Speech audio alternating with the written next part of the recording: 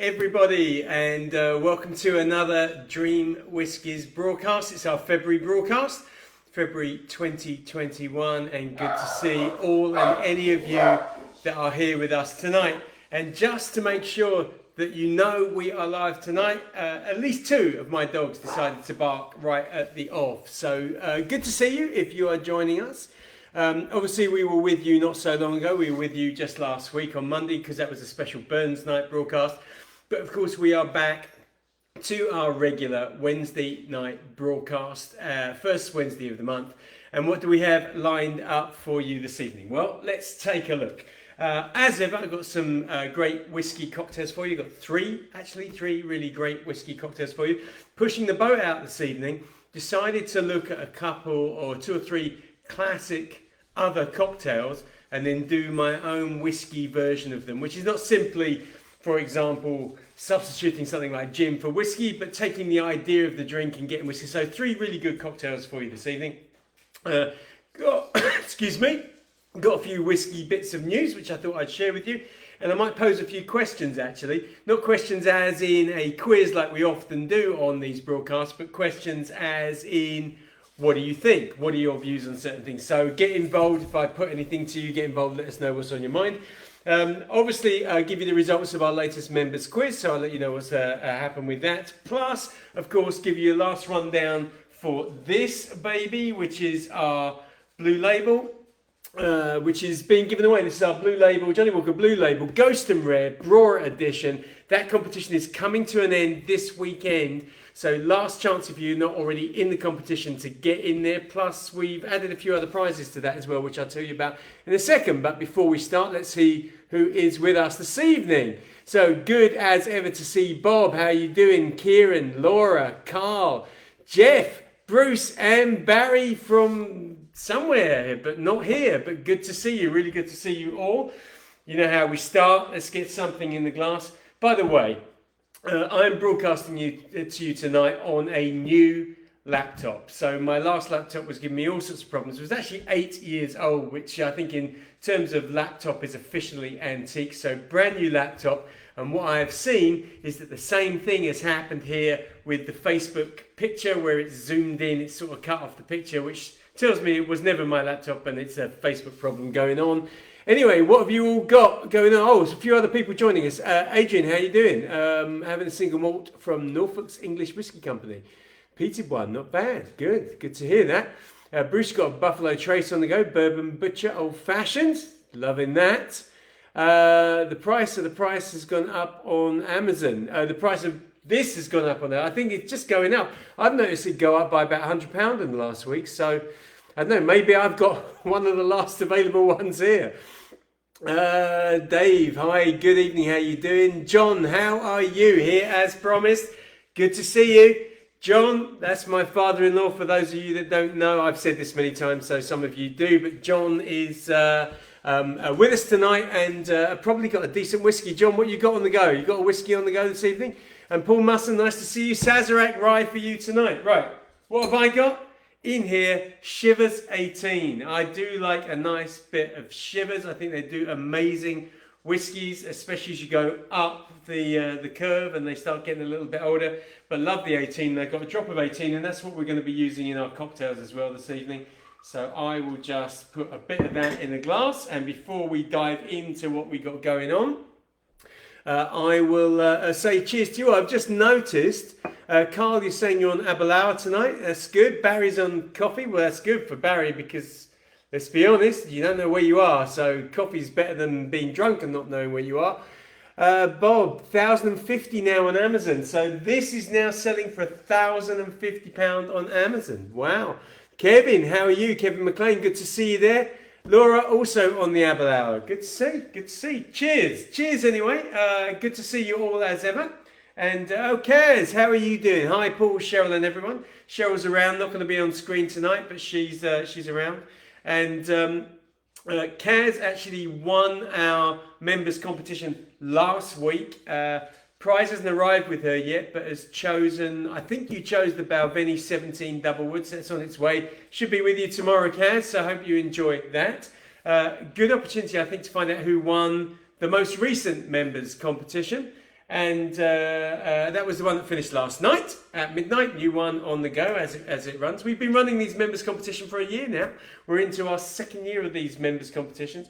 The winner of the whiskey competition for the members was Rob Mills from Rochdale. Well done, Rob. You get your choice from our prize library. Good old choice in there, which, by the way, we've updated a bit. So we took out a number of whiskies, actually, which were proving very difficult to get hold of.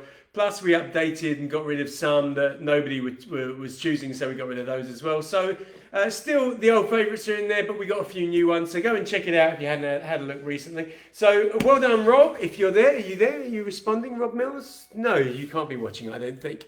Let's just see what else you guys are drinking. Dave, you got a Guinness on the go. Bob, Diet Coke tonight. Need to work later. Bob, do you work late? That's no good. Avril, what you got? Just had a stir fry. So the ginger skins are in a mug with ginger wine and famous grouse topped up with hot water. Tastier than it sounds. Actually, Avril, sounds all right. Sounds pretty good. Bob Bryan, how are you doing? Slim and Nibble, woot woot. I don't think I've seen you here before, but welcome. Thank you for joining us. Bruce, what you got? Me too, Bob, but working from home, so having one anyhow. What else? Just scrolling down a bit. Evening all. Well done, Rob, says Gary.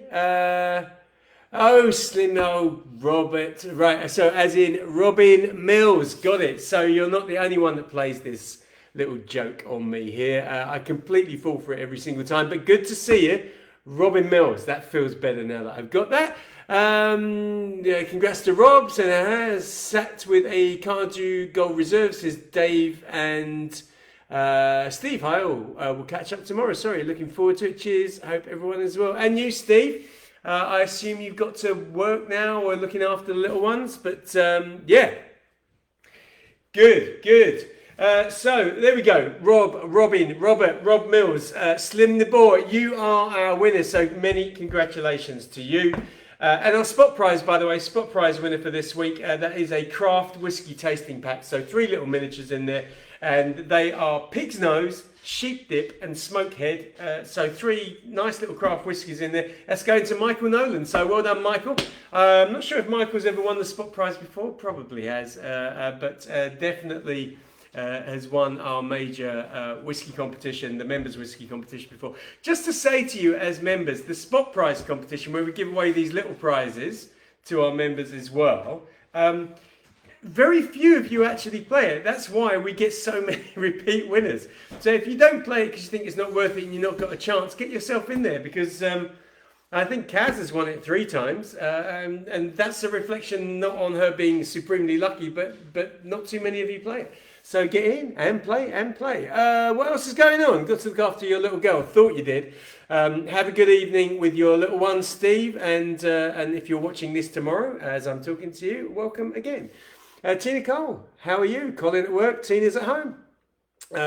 Way to go, winners. Gary, congrats all round. Okay, good stuff. So, where am I going to start? I'm going to start very quickly by telling you, showing you this again. Last time I'm going to show you this.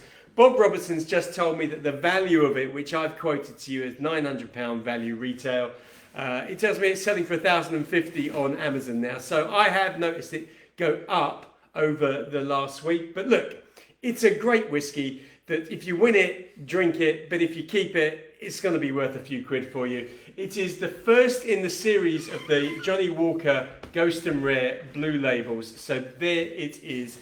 The first one was the Brora, and that's what this one is. Sold out really quickly, hence the reason why it is raising so much money as a retail price now.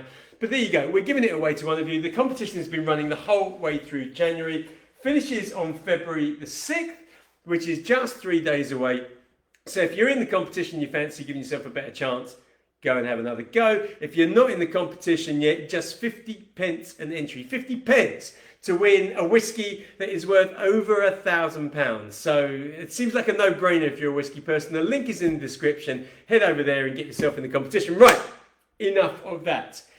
First cocktail for this evening. I said cheers, but I didn't drink, did I? Cheers. Cheers, everybody. First cocktail for this evening. So I thought I wanted to do something for you which was really pushing the boat out. And within the cocktail world, one of the cocktails which is well known, certainly by mixologists. Depending on your age, is often whether you would know it as a non-mixologist, but someone who's passionate about drinks. But it's a really sort of complex and quite challenging drink to make, and it is the Ramos Fizz. The Ramos Fizz. Ramos Fizz is a gin-based cocktail, and it was invented by a chap by the name of Henry Charles Ramos.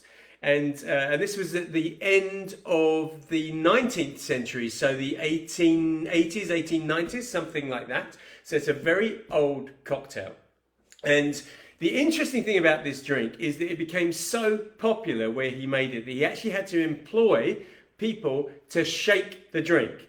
He was so busy, so many of them were ordered, that he had to employ people known as shaker boys, whose sole job it was to shake the drink. And that was also not just because it was so busy, but he insisted that you shook this drink for a very long time. Now, on average, when I shake a cocktail, 5-10 seconds. If it's got egg white in there or something, it really needs mashing up, I give it a bit longer, but that's it.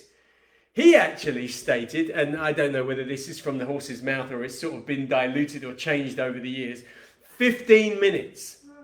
Right, so he would fill up all the shakers, pass them down, excuse me, to the shaker boys, the people whose job it was to just shake, and they would spend the whole night just shaking these drinks, passing them back when they were ready. 15 minutes. Now, whether it was 15 minutes or it just felt like 15 minutes, it's certainly a long time. Now, that's a little bit of history about the Ramos Fizz. I'm actually going to make you, obviously because it's Dream Whiskies, I'm going to make you a whiskey take on the Ramos Fizz. I'm calling it the Raspberry Whiskey Ramos. And it takes into account much of the original Ramos Fizz with a few little tweaks, i.e. the first one being we're substituting gin for whiskey, plus I'm changing the flavour, so it's rather than a white neutral drink which is very citrusy, it's got that flavour of raspberry in it as well. Are you ready? Here we go. So first things first, as ever, going to take my glass and we're going to put in our main ingredient, and for us it is of course whiskey, and I'm going to drop in around about 40 ml of our Shivers 18. So just let me measure that out. There we go. That is good. Next thing that I'm going to add is going to be the raspberry. And the raspberry flavour comes from some creme de framboise. So I'm not putting fresh raspberries in here. But I am going to be using a raspberry as garnish. In actual fact, I don't have the raspberry on the bar. I knew I'd forgotten something, but I know that within the next minute or so, someone is going to bring a raspberry to me to use for that. So in the meantime, I'm going to use this creme de framboise, and we're putting in 25 ml of this raspberry liqueur. There we go. That's good. And then we start adding what is a selection of ingredients that you might be quite surprised about, and often you wouldn't necessarily think go together. So we're going to start with some citrus juice. Nothing strange about citrus juice, but stick with me. So I'm going to use lemon and lime. I'm going to cut both of these in half, and I want about 15 ml of each. So to save me from actually measuring it, what I'm going to do is I'm going to put in half of the lemon. There we go. That's good. That's probably just short, if I'm honest, of 15 ml. But it's good for what we're trying to do. Well, there we go. As if by magic, there it is. There's the raspberry. We will use that for our garnish towards the end. I'm going to take half of the lime as well. Let's put that lime in there and squeeze that down. That's good. All right. So we've now got our alcoholic ingredients and 2 types of citrus juice in there. Let's just pop that there. That's good. Pop that on the side. Next thing that I'm going to do is I'm going to add some egg whites. So I've got some egg whites in here, and I'm just going to drop that in with the mixture. Very good. Next thing that I'm going to do is I'm going to put in some orange flower water. Now, orange flower water is distilled from, or you might call it orange blossom actually, but it's distilled from the blossoms from orange trees. It's quite citrusy, it's very orangey. People use it in biscuits and cakes and that sort of thing. It goes well in this, and part of this recipe from Henry Ramos. So I'm going to put 3 dashes of that in there. So 1, 2, 3, slightly more than 3. There we go. Now what I'm going to do, and this might actually throw you if you've never seen a Ramos Fizz before, I'm going to drop in some cream. So we put in some cream, and I'm doing this by eye. But the cream is around about 15 to 20 ml. That's good. Okay, not looking great at the moment, but don't worry. And then ordinarily we would add sugar, but because I'm using a raspberry liqueur, I want to lift the colour a little bit, so I'm going to drop in, instead of sugar, I'm going to put in some grenadine, and it's quite a lot of sweetness that you put in this. In fact, let me just turn that over. So just short of a shot, so I'm going for around about 20 ml. So a lot of sweetness that is required, but bearing in mind what else is in there as well. You've got the citrus, and so we have quite a lot of ingredients. In fact, at the moment, we have 8 different ingredients in this drink. Now, if we were Henry Ramos and we were back at the end of the 19th century, what I'd be doing is I'd be putting in ice and I'd be shaking it up for 15 minutes. Instead of that, and to speed it up using a more modern technique, instead of putting in the ice right now, I'm going to dry shake it, and dry shaking it actually enables us to blend the ingredients together properly. If I was doing this absolutely properly, next stage I would shake for at least a minute, if not 2. But because this is a live broadcast, I'm just going to shake for a short while. And if you do this at home, you know what to do. You've got to do the extra bit. But anyway, dry shake means no ice. So we're going to take the shaker. I'm just going to shake everything silently, hard, for just a few seconds.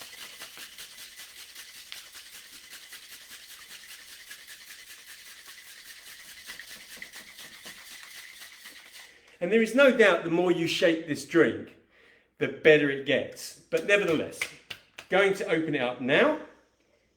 There we go. I'm going to drop some ice in at this point.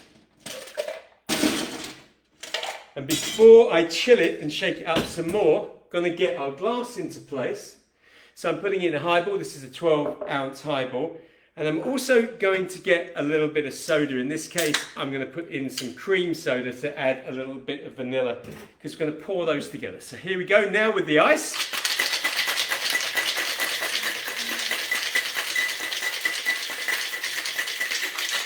Okay, open that up.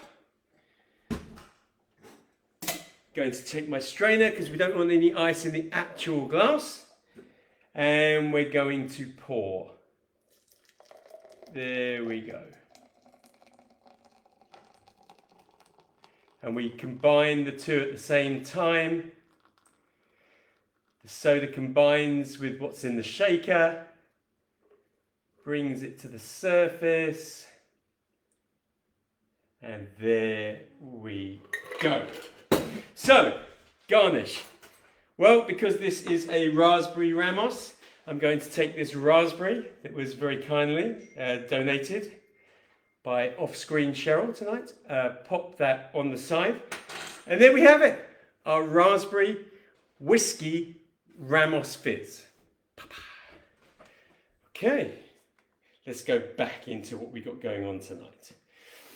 I'm going to pass this over here for a second, because this might find its way into... Actually, you know what? Let me put a straw in it as well, because I think we're going to get some photographs done.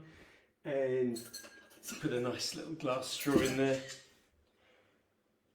And we'll put those photographs up on the website, on the page as well. So you can take a look. I'll put the recipe up there as well, just in case you want to have a little go at this. What's this? Gary's saying, if you're not in it, you can't win it. Congratulations. Oh, this is all congratulations going back to our winners. And Cheryl's saying, hi, all just back from a bit of shopping, which is unusual, isn't it? Shopping, really, at this time when we're locked down, but Cheryl finds a way to get out there and shop. So, professional shopper, that is for sure. All right. So I'm going to share a bit of whiskey news with you before we go on to our next cocktail this evening. Excuse me. I seem to have a little tickle here. I think the only thing that will cure it is a drop more Chivas 18. Definitely. So I'm going to share this with you, then I'm going to ask you a question. So apparently, based on some research done by the Bottle Club. So the Bottle Club, I'm just going to read what it says here. They are a premium wine, spirits, beers, mineral website, and they carried out some research to find out the most popular drinks from 5 areas of Scotland. In other words, the most popular drams in those 5 whiskey producing areas. So the 5 whiskey producing areas that they picked were, let me have a look. We've got Speyside, Highlands, Islay, Lowlands, and islands. I just kind of grouping together the islands, even though it's not an official area. So the question is, which ones proved to be the most popular drams from those areas? I wonder actually whether you've got any kind of idea. What's Bruce saying? That's a diet buster, Cheryl. It's definitely a diet buster. I'll let her respond to that for you. So, Speyside. If you had to think of all the whiskies in Speyside, what would you pick as being... By the way, this is just members of the Bottle Club, so we're not talking about, everyone across the world voting on this, but where would you think it is? As soon as I saw Speyside, I was thinking, well, it's got to be Mcallen. Has it? I don't know. But it's not. Anyone got any ideas? Put it in the comments. I think maybe you're slightly behind me. I'm not sure. But I'm going to tell you, it's this. And not this very one, but it's Johnny Walker Blue Label. Johnny Walker Blue Label turned out to be the most popular of the whiskies, according to the people that voted in this, produced in Speyside. So originally, it was produced in Kilmarnock, but it was when I think Diageo took over and they closed one bottling plant and they moved it over to Diageo's facilities in Speyside, so it kind of becomes a Speyside whiskey. So the most popular one in Speyside, Johnny Walker Blue Label. I can see no one's commenting, which either means you're way behind me, or as ever with Facebook, comments got stuck, which happens all the time. Highlands, what could it be? So if you know what is produced where, one of the world's most popular ones is produced in the Highlands, but if you're thinking single malt, you're wrong. What have we got there? Bob saying Live It or Morangi for Highland. Good call, but wrong.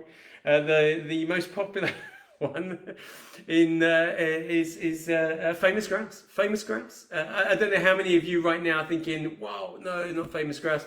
I think we definitely have a bit of snobbery, don't we, within the whiskey community about what is a good whiskey and what's not. But let's face it, if it wasn't a good, as a friend of mine always used to call them, entry-level whiskies.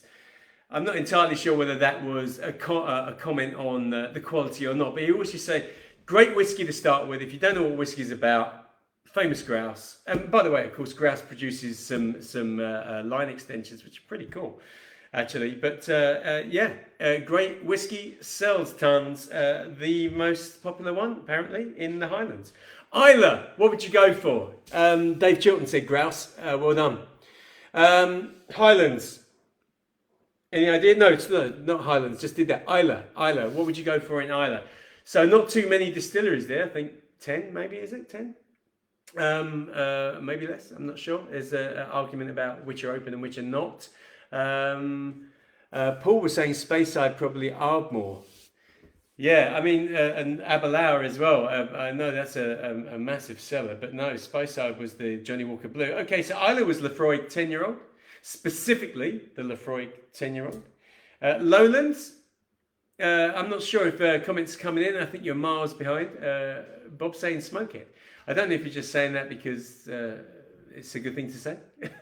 Maybe you're calling me Smokehead. I don't know. Could it be that? Lowlands is Glenkinchie 12. And the islands, this is a really interesting one, okay? So the one that came up in the islands was this. It was Talisker Select Reserve Malt. And if you know what Talisker Select Reserve Malt is, it's the whiskey they put into the Game of Thrones bottling, which was the Game of Thrones House of Greyjoy, right? So apparently that whiskey was voted for as the most popular dram coming out of the islands, taking into account Orkney and all of them, I guess, I'm not sure. But there you go. I guess my question is this, and you can put your comments in while I go on to the next drink. But the question is this, do you agree with any of those? I mean, you absolutely disagree with any of those. Would you say this is simply not acceptable? How could you possibly say that whiskey, what would you choose instead? Stick your comments in the comments and I'll come back to them and see what you think. Okay. I think it's time to move on to our next cocktail. Is that back? I haven't even... Oh, Still in the photograph, still in the photograph. I'm not even sure if you can see that because, like I said, my picture is condensed as it seems to keep doing. I will try. By the way, I haven't even asked you. I assume that you guys are seeing this fine and it's just me that sees the condensed picture. But I'm going to try and find another vehicle for our broadcast because I'm finding that Facebook is really disappointing me a lot at the moment in terms of how difficult it is to broadcast, you know, quality pictures. So we'll find another route forward. Obviously, we're going to stay with Facebook until I find what that's going to be. But anyway, Dave Chilton for Isla, it has to be Bunnahabhain. Well, thank you for that, Dave. That I think could be a popular choice. I don't know if people agree. Barry saying Lefroy is the dogs. Do you mean the dogs, you know, testicles, right? As opposed to just the dogs. Anyway, next cocktail. So I'm going to make something called a Pellegrini. And I've been inspired by a number of drinks here. So I've been inspired by the Negroni, the Boulevardier, and also the Paloma. So the Paloma is a tequila-based grapefruity drink, which you also know inspired another cocktail that I did about, I don't know, 3 or 4 months ago.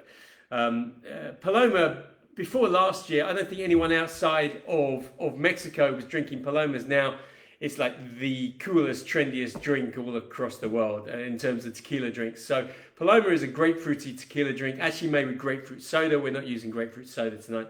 Negroni, I guess you know what that is, but that's that sort of gin, Campari, sweet vermouth drink.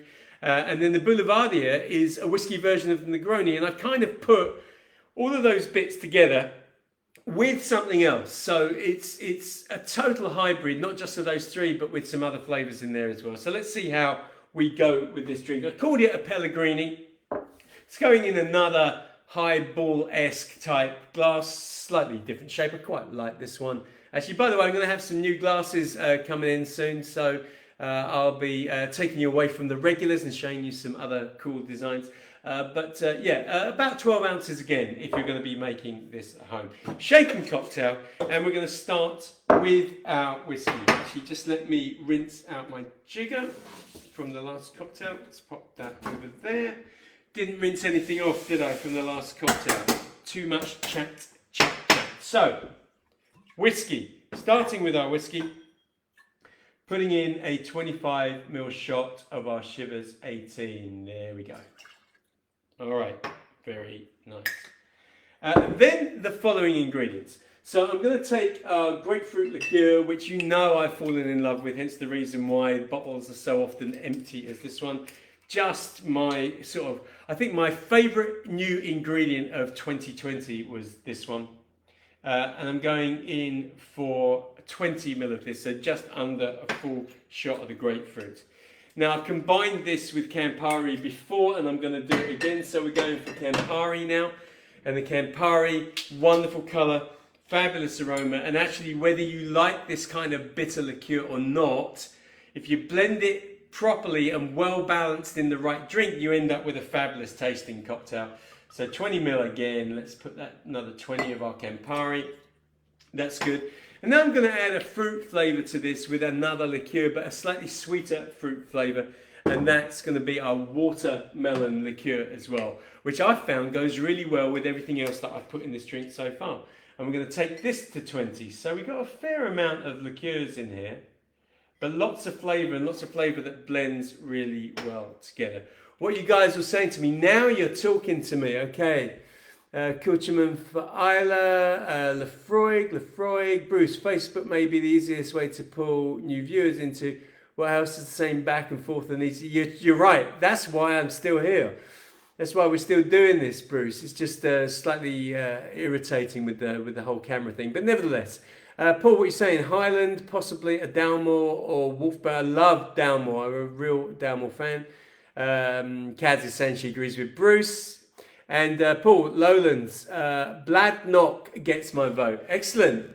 Paul, what are you saying? Isla and partial to a Lagavulin. Yeah, I've got a couple of Lagavulins behind me on the shelf here, actually. I'm really tempted to empty. I was going to say, I actually meant to say open one, but then said empty one, which I guess is the same intention, really, isn't it? I've got pineapple juice in here. Let me just give this a little a little stir together. So I want to put in around about 70 ml of my pineapple juice. So let's put in 25. It's good. Obviously, by pouring it into the same side of the jigger, then anything left over, there we go, from the liqueurs and spirits comes out. Quite a nice sort of orange, warm colour going on here. Got to get some ice into our tin and then give this a good shake. None of the 15-minute stuff going on here. We're just going to shake this up and get this into the glass. So here we go.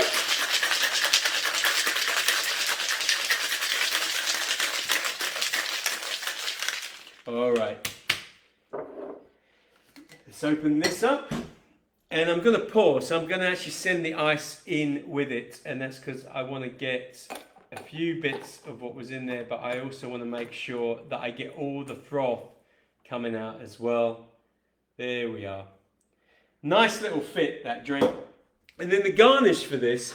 Actually, I produced some garnishes this week for another cocktail that we're working on. But I thought I'd just sort of take a piece and drop it in here. And I'm just going to use my fingers. But I took some orange slices, dried orange slices, and put them in the oven. Or rather, they weren't dry until I put them in the oven. But actually the aroma and the look and actually the taste as well of these is really quite nice. So there we go. That is our Pellegrini. I think I just grabbed another straw. Let's go for a little copper one this time. Goes well with the orange. Pop that in the side. There. Pellegrini, cocktail number 2. Let's just pop that over there. Just going to give this a taste now. This has been photographed. Oh, I tell you what, that raspberry Ramos is superb. Good drink, really good drink. Actually surprised myself with how good that is. So just leave that over there for the photographer. Cocktail number 2. What else are you saying to me, everybody? Let's go back. Palmason, Island, Jura. Jura is an old favourite. Yeah, I've been to Jura as well. I like Jura. Got a few on the back here as well. Gary saying Blue Label is a cracker. Bob going for Highland Park. Highland Park, that's Orkney, isn't it? Jura for Kaz. Hello all. Apologies for being late, Kevin. Don't worry. You don't have to apologise. We're just always thrilled that you're here. Bruce, what are you saying? Cheryl wants the exercise. Let her shake it for 15 minutes. Cheeky. Yes, beautiful colour. Yeah, that one is a beautiful colour. I actually find that anytime you stick Campari in there, the colour is just wonderful. John Lux enjoyed the smokiness, supports Charlotte Neat. Yeah, I bet you did. Absolutely. And Cheryl saying exercise not top of her list. She doesn't do gyms, which is true, actually. She doesn't do them at all. Okay, so we're going to move on to our last cocktail in a little while. Just going to rinse out some of our shakers here so that I can make the final drink in a second. Just pop that there. But I've got another bit of news for you, and I'm going to pose a question. I might even pose the question first to give you guys a chance to respond. Let's do that. That's good. Okay, that's good. So, where are we here? Oh no, this is not the question. The question will be after the next cocktail. So there'll be the last sort of talking point. I just thought this was really interesting and I wanted to share it with you. Who's saying evening all? Jonathan Smith. Hey, how are you doing? Rob Mills saying Speyside, as in favourite area, Speyside. Is that right? Is that what you're saying? Tide powered whiskey to be produced in Sound of Islay. Wow, that was the headline that I picked up. So I'm just going to read this to you guys, because if you haven't heard about this, I think this is kind of cool, really. Scotch whisky produced between the Isles of Scotland's Inner Hebrides is set to be distilled using energy powered by the tide. So a company will install underwater turbines in the Sound of Islay. And it's between Islay and Jura as part of an Oran Namara project. So essentially what's happening is that from what I can tell here, is that every distillery on the islands will eventually be powered by these turbines that are in the sea, and are using the movement of the sea to generate their power, which I think is incredible. And it got me thinking, where else could you use turbines? Because, you know, we have turbines Now, I live right by the sea, and you can see on the horizon, we've got a turbine field, but air turbines. So, like a wind farm out at sea, and energy, but it ruins it ruins the view to some extent. And people talk about the environmental impact of it, but it's a way of using the elements to reproduce energy, which I think is amazing. But the idea of using the movement of the sea, and of course out of sight, and according to this, it doesn't affect the environment. It doesn't impact on the microclimates and sea life, and it doesn't have any kind of negative impact. But it's using the movement of the sea. I just thought, what a brilliant idea! Plus, where else could you put a turbine where the constant movement of water can recoup energy? I mean, for example, could you put it in your plug hole? In your bath, for example, where every time you let out water in a bath or in a shower, it goes through a mini turbine which puts energy back into the grid. I mean, think about where water moves. I did think about putting it in the stack pipe of a toilet every time you flush the toilet, but I think there are other things that cause, potential problems, backups there. But what a brilliant idea that you're going to be able to power the production of whiskey off of those islands purely by the movement of the water around them. Anyway, that was me just chatting about it. I mean, where would you put a turbine? I mean, water's moving all the time. It's in the downpipe coming off the roof of my house. Every time it rains, there's water pouring through there. What if we had a turbine in that? We could put them absolutely everywhere. Yeah, or maybe not. What do you think? Rob Mills. Glenlivet. Okay. Kaz, what you're saying, at last someone has the foresight to use the sea for power. It just seems so obvious, doesn't it? I mean, now that someone said this is what we're going to do, it seems completely obvious. All right, I'm going to ask you another question. I'm actually going to put these the other way around. So I read again, and I've said this to you before, because there's the collection called The Perfect Collection, where the first half of the Perfect Collection, owned by a gentleman called Mr. Gooding, was auctioned online last year. I think November, maybe? Was it November? And raised over £3 million is what they sold the first half of the collection for. The second half of that collection, another 1,900 bottles, is going up for auction next week. So from the 12th to the 22nd of February. And amongst those, one of the bottles is another bottle of the most expensive whiskey in the world, of which they believe there is only 14 bottles in existence. And that is the Mcallen 1926 Fine and Rare 60-year-old. Now, last time a bottle of this sold, it went for, I think, £1.2 million. I might not be spot on, but it definitely went through the million.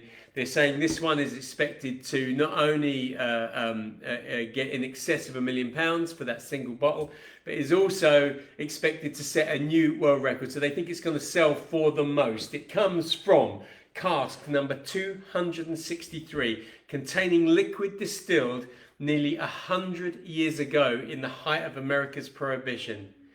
Wow. Okay, so let's just say £1 million. My question to you is this, and it's not dissimilar to a question I've asked you before, but I'm interested to know. So I said, what would you do with a £1 million bottle of whiskey, or would you spend £1 million on a bottle of whiskey? Different question, right? If I gave you £1 million and I said to you, you had to spend it on whiskey, but whiskey that you will drink, okay? Not whiskey to keep and sell down the road and cash in on. You have to spend it on whiskey that you will drink. There's £1 million. What would you buy? Would you actually buy a bottle, if you could get it for £1 million, because I don't think £1 million is enough, but would you buy a bottle of Mcallen 1926 60-year-old Fine and Rare, knowing that you had to drink it, and then pop it open and be one of the only humans on the planet to have ever drunk that whiskey? Would you do that with your £1 million? Or would you buy 25,000 bottles of whiskey at £40 a bottle? Or would you do something in between? I was thinking about it myself. You could put it in the comments, by the way. If you know what you're going to do, put it in the comments. But when I think about it, I think, well, I don't think I'd be buying 25,000 bottles of £40 whiskey because I'd have to live to about 350 years old to drink that, and that's as long as I'm drinking, quite a few bottles every day. So I don't think I'd be doing that. I'm not sure if I would spend it on one bottle of whiskey and drink that because in my experience, when I've drunk rare whiskies, and I'm not talking about stuff that costs £1 million, but stuff that costs quite a bit of money, and I have been lucky enough to drink some whiskies that cost a fair few quid. I've often thought it was nice sometimes, other times it's okay. I know why I'm paying the money for it. I understand about the aging and the rarity and all the rest of it. But really, did I get much enjoyment out of it? And I somehow think that if I cracked open a bottle of Mcallen 1926 and drank that, I just think I would be disappointed. Not that I have any idea what it would taste like, but I bet you it wouldn't taste like the £1 million I just spent on it. So I think instead, I might go around just buying up, relatively mid-price to expensive whiskies, the sort of things that I wouldn't just buy for myself, but just only drink those. So never again in my lifetime drink a bottle of whiskey that was 40 quid, because actually I've got £1 million that I've got to spend on whiskies, and so maybe £100 whiskey or 200 or 500, but loads of those sorts of things. Maybe go to Glenfarclas and get that whole family collection that runs from, I don't know, 1930, whatever, all the way up to. Maybe that sort of thing. Maybe one of those Dalmores that I keep looking at for about 5,000 quid and wish that I could drink one of those. What you got going on here? What are you saying to me? There we go. I'm just backing up now. You're chatting a lot. We're buying an assortment of 25, 50-year-old whiskies, Jeff. Actually, that's a pretty good call, isn't it? I mean, I've never had a Mcallen 50-year-old, and they go for a few quid, or a Mcallen M, and the M Black, which is £10,000, which is what, $15,000? Maybe those are the sort of whiskies. Avril, lots of bottles of well-aged Isla. Bob, any more than 1,000 per bottle? You could you taste the benefit? Is that a question? Any more than 1,000 per bottle? Could you taste the benefit? If that's a rhetorical question, I mean, for me, I'm questioning whether you can taste the benefit. I'm not sure that you can.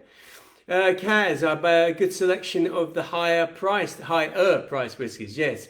Cheryl, what are you saying? Could I use the $1 million to help me travel to every country in the world, buying a bottle of whiskey in each? I think she's spending it on holidays, don't you? And not whiskey. Dave will look to buy various rare whiskies up to 30k a bottle.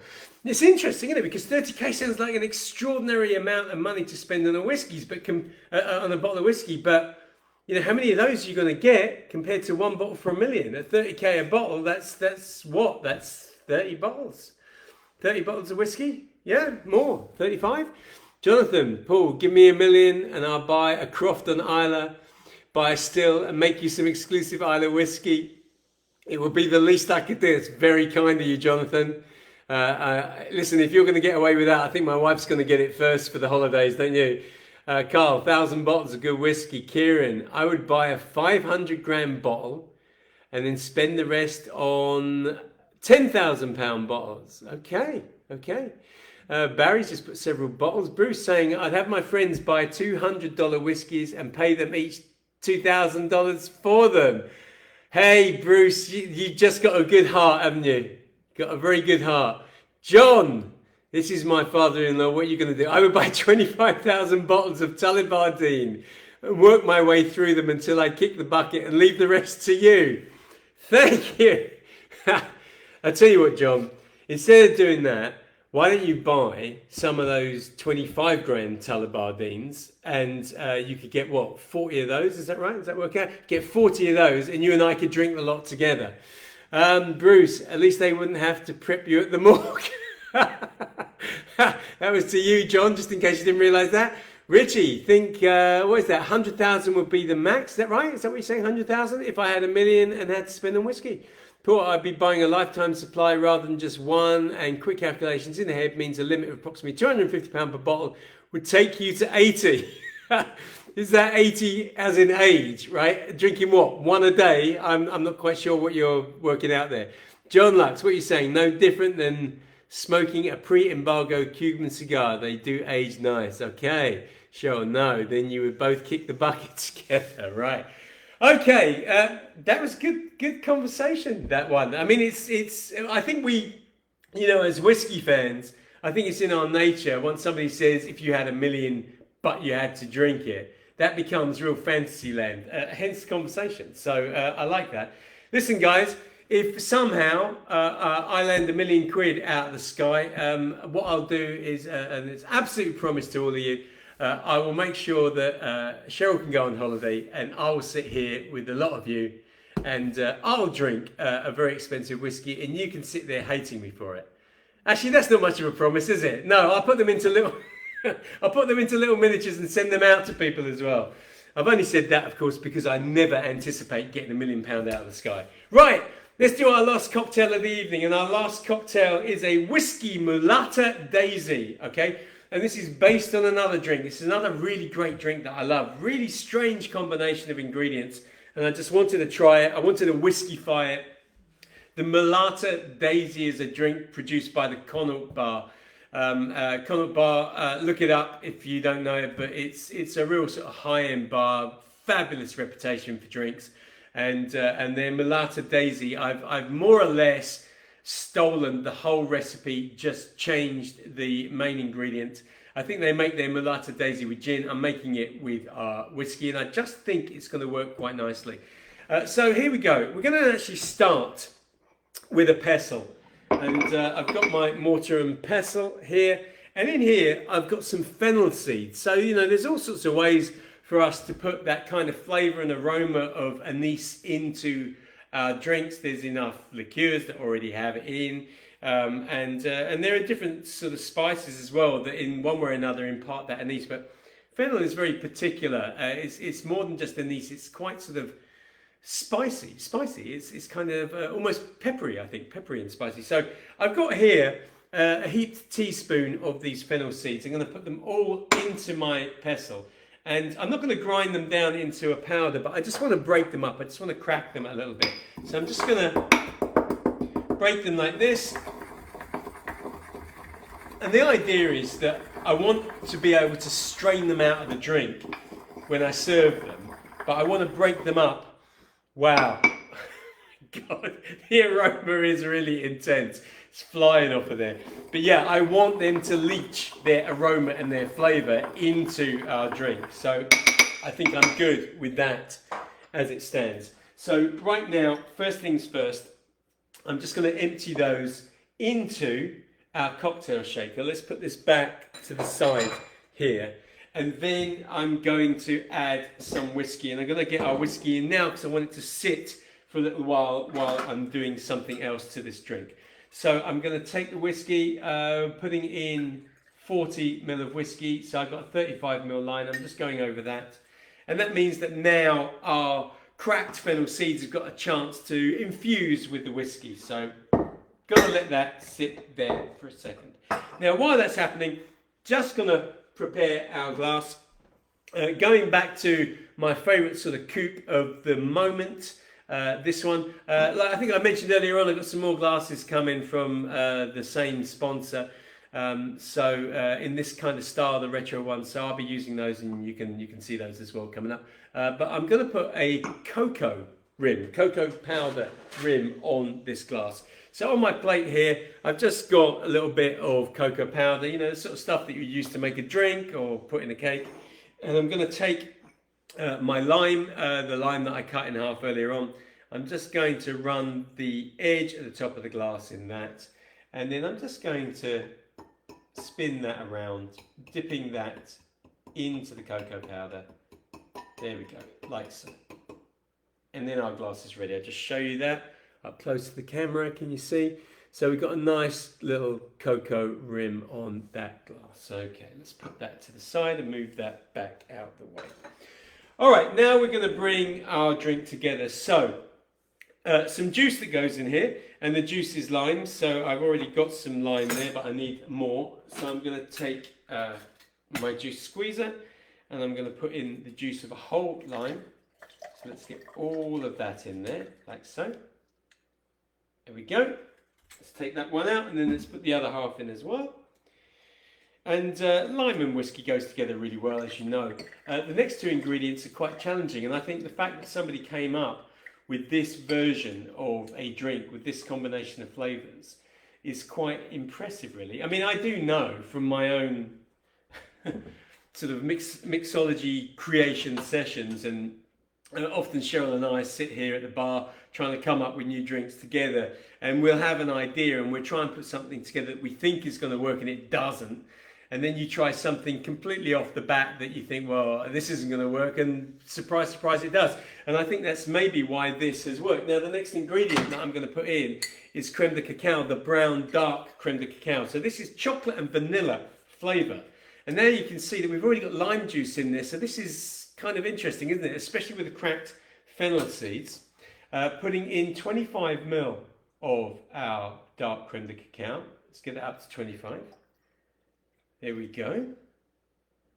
And if you've got a big question mark hanging over your head right now about, is this actually going to work? The last ingredient that we're going to have is some Galliano. Again, more vanilla. I imagine that most of you recognise this liqueur and this brand, this bottle and this colour. But really vanilla kicking off of this, where the other one is far more chocolatey. And I'm putting in 20 ml of our Galliano. There we are. So in terms of the colour of the drink, you can already tell it's sort of more classical in style. It looks like a classic whiskey cocktail. But we're going to give it a shake, and we're going to double strain it. So when I strain the drink, I'm going to put it through my fine strainer, pick up all of those fennel seeds. Don't want any of them to go into the glass. So let's take my can. There we go. Pour all the ingredients in. And the last thing to say is that when you shake it, that sort of bashing around of the fennel seeds amongst the ice also helps to release some of that sort of spiciness and the anisey flavour that you get from that fennel. And good shake. Here we are.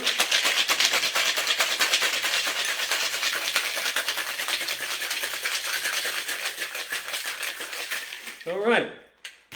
Let's open that up. Wow, unmistakable. Chocolate actually really coming through as well. Double strain, so you want to make sure none of those seeds get in. Get that straight down into the glass. Looking good. Obviously, whenever you double strain, it also takes out the fine ice chips that you get in a drink like this. There we are. Very nice. Just shake it, get the last few bits out. Give that a tap. Good. And that is our whiskey Melata Daisy, taken and inspired by the Connaught Bar. I'm not going to taste it just yet because we want to photograph this for you. But it smells amazing. It's really amazing. Actually can't wait to get a little taste of that. So just leave this over here to go into the photographs. And let's see what else we've got going on here. Avril, Cheryl, I would join you on a world distillery tour, says Avril. Paul, based on 2 bottles a week at 250 quid would get me to 80 years old. Nice one. Cheryl, how can you manage to say that with a straight face? Who are you even talking to? Who are you responding to there? To Paul Musson? Is that what you're doing? And years of practice. I'm not sure who you're talking to now, but nevertheless, it could actually be any of them. That was that. Sorry, what was that? Yes. Okay. So right. Cheryl was saying something to me about the cocktail, but I was struggling with the lip reading. Anyway.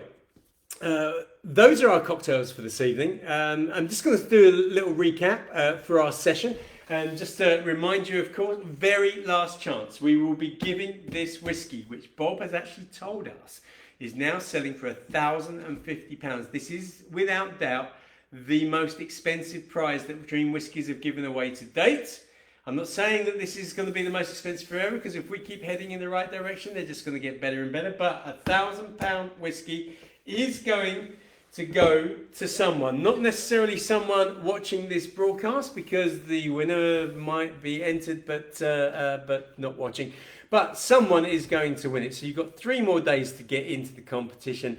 If you haven't done it already, 50 pence, 50p is your chance to win this whiskey. The link is in the description. Get over, enter, and if you're already in, get a few more entries. By the way, if you don't already know this, which you should, if you are a member of Dream Whiskies, if you are one of our members, and I know there's quite a few of our members, we've also done a deal for you on this competition, i.e. you get a special members code discount. So for you, you get 25% off as well, which means your entries are only 37.5 pence anyway. I mean, how can you resist that? Anyway, get in for that. If you're not a member, go and join up. Bruce saying renew your membership to everyone. Oh, I see. Oh, Bruce, I don't know if you're reminding me, but thank you. So I have written to all the members twice. Obviously, I can see how many people have opened emails and that sort of thing. And so I know that maybe some members don't know this yet. If you were on a yearly membership, which you would have taken out last February, which means that it's due for renewal now. I have now, just for a whole host of reasons, which I won't bore you with now, we decided not to do the yearly ones now. So your yearly one will not renew. All you have to do to just keep going is just re-sign on that page, on our membership page as a monthly member, and that's it. And it means that you're not committed to a year up front.